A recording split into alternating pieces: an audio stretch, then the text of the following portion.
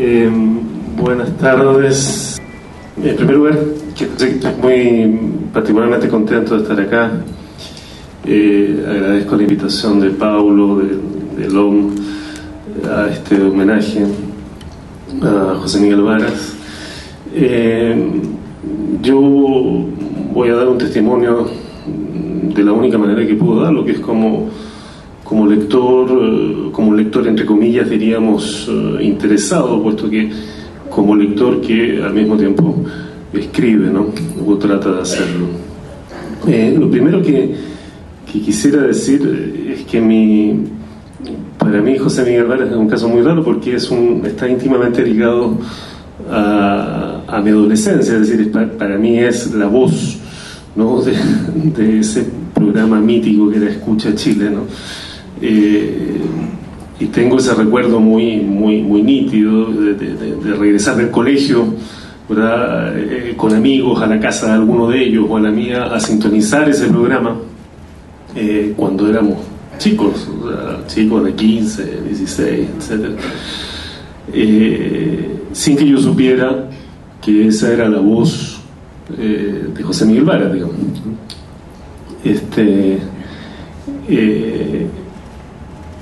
Muchos años después,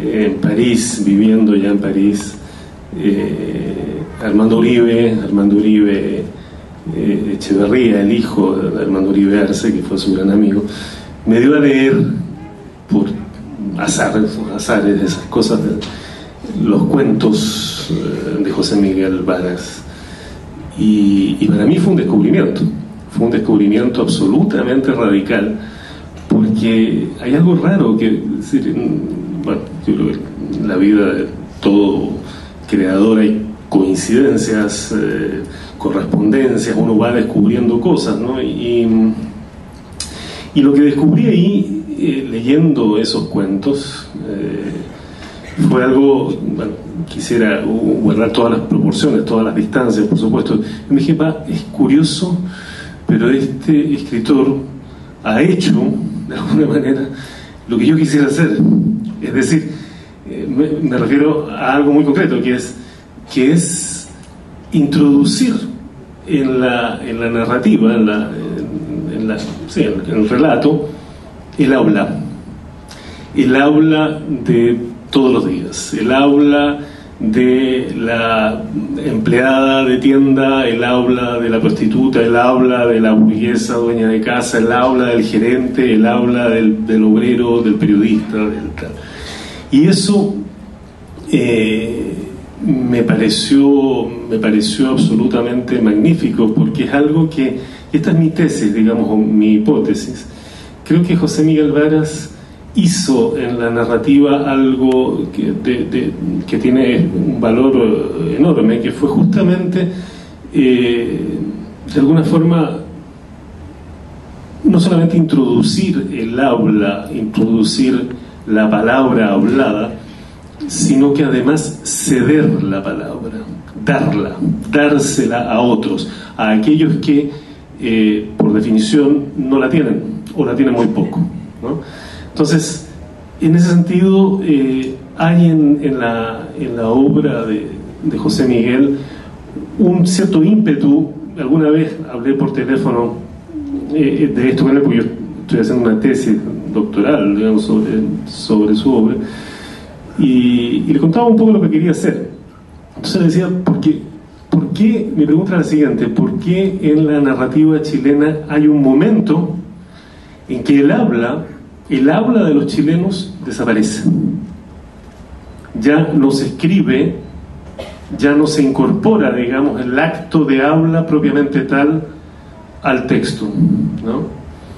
Y yo creo que esto tiene que ver, en el fondo, con una cuestión que es mucho más que literaria, que es cultural.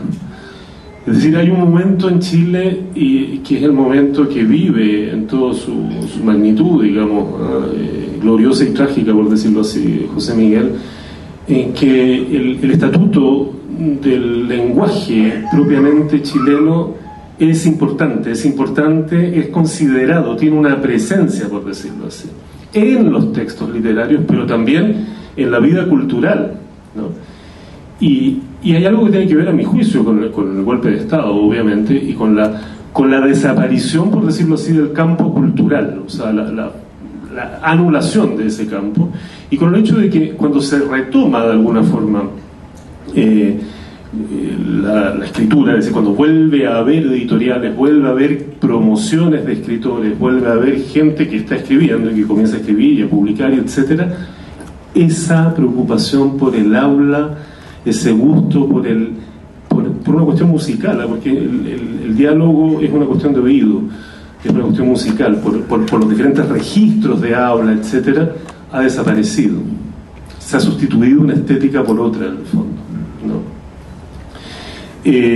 Yo no estoy aquí para decir cuál es mejor y cuál es peor, digo, no se trata de eso tampoco, pero creo que en la obra de José Miguel hay un ímpetu, como él me dijo alguna vez, que es prepolítico, ¿no? Y que tiene que ver con esta voluntad muy manifiesta en él, como les digo, no solamente de pintar el personaje, de hacerlo hablar tal como habla, ¿no? Y eso me parece tremendamente valioso, sino que además de ceder la palabra, ¿no? En novelas como la novela de Galvarino y Elena, en muchos cuentos, pero también en muchos textos testimoniales, ¿no? Como Los Tenaces, ¿verdad? Como Chacón, etcétera. Lo que hace José Miguel es darle la voz, de alguna manera, a aquellos que no tienen voz, ¿no? Entonces, eso me parece de un gran valor, es decir, me parece que es una concepción, de alguna manera, del intelectual que se ha perdido en este contexto en que prima hoy día, digamos, la venta, la figuración, el showbiz, digamos, ¿no? O sea, la farándula, por decirlo así.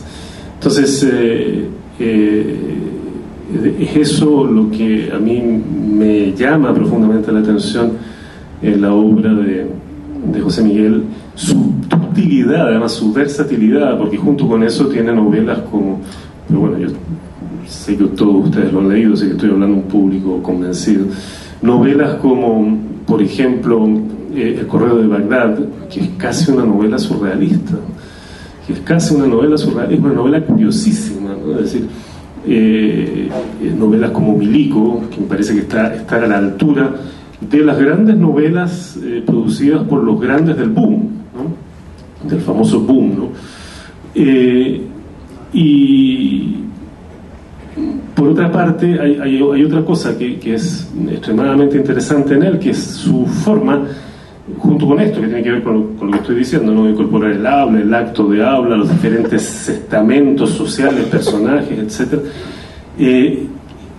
Esta otra cosa es su voluntad, digamos, de incorporar aquello que se llama la baja cultura, por decirlo así, o sea, el bolero, la publicidad, el lenguaje de la radio, ¿no? Y de darle el mismo estatuto a esa, entre comillas, baja cultura que a los personajes, de alguna forma. Esto es manifiesto en sus cuentos sobre el periodismo y sobre la radio, por ejemplo. Y eso hace, no es que eso haga, sino que es una manera que él tiene, que es muy particular, de vehicular algo que es fundamental en José Miguel Varas, que es su tremendo sentido del humor, ¿no?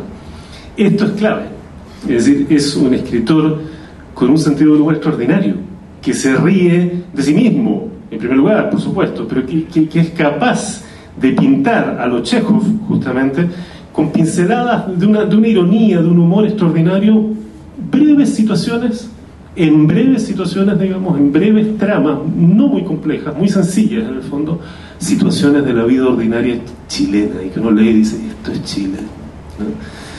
Y creo que por eso es grande, por su voluntad de alguna manera de no aparecer como un escritor central, ¿no? En este país, decía yo en alguna crónica, todos los escritores han querido ser Flaubert, han querido ser Balzac, han querido ser alguien, ¿no?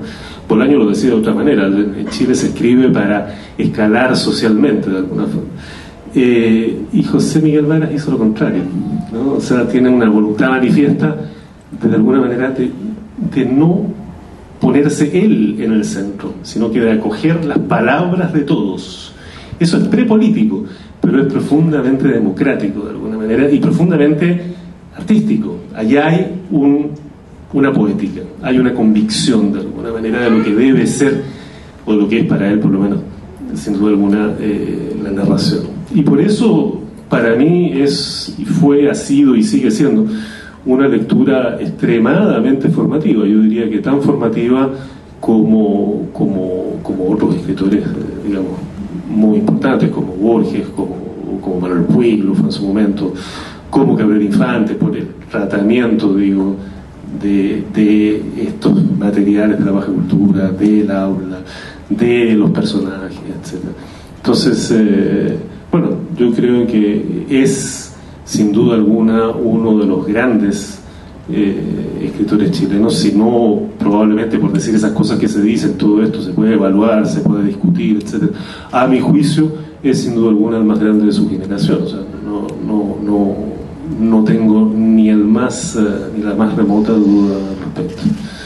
Eso es lo que quería compartir con ustedes.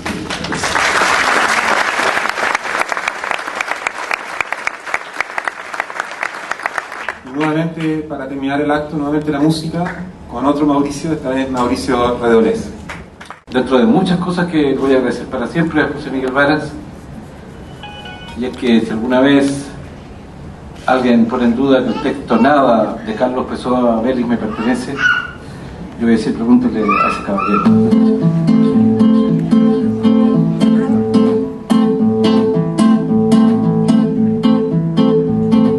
Diablo que siempre venía cerca de un pueblo donde yo vivía, joven rubio flaco, sucio, mal vestido, siempre cabizbajo, tal vez un perdido, tal vez un perdido. Un día de invierno lo encontraron muerto dentro de un arroyo próximo a mi huerto. Varios cazadores que con su lebre de cántaro marchaban entre sus papeles, entre sus papeles.